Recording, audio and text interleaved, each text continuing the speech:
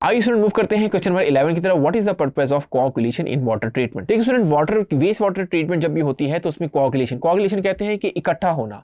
तो हमें क्या जरूरत है, हम किसी चीज को इकट्ठा करें और कोआगुलेशन क्यों करते हैं। तो देखें, कैल्शियम हाइड्रोक्साइड जिसको हम स्लेट लाइम कहते हैं, तो जो कि यहाँ पे लिखा हुआ है, ये स्लेट लाइम को हम मिलाते हैं एल्यूमिनियम सल्फेट के साथ, तो हम बना देते हैं कोआगुलेशन करके हम बना देते हैं एल्यूमिनियम हाइड्रोक्साइड।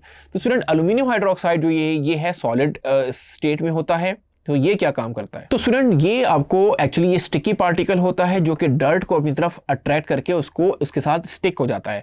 अब फाइनली डर्ट और एल्यूमिनियम हाइड्रोक्साइड का एक वेट बनता है, इसका वेट ज़्यादा हो जाता है तो ये पानी में नीचे बैठ जाता है, यानी डर्ट पानी के अंदर जो डर्ट है वो एल्यूमिनियम हाइड्रोक्साइड के साथ मिलके नीचे बैठ जाएंगे, उसका वजन ज़्यादा हो जाएगा। अब ऊपर वाला पानी हम यहाँ से अलग कर लेते हैं और डर्ट नीचे बैठ जाती है। तो इस तरीके से वाटर जो है उसमें आपका कंटेमिनेशन यानी कोआगुलेशन का काम होता है और कंटेमिनेटेड पार्टिकल को हम यहाँ से अलग कर सकते हैं। सो होपफुली आपको ये समझ आ गया होगा।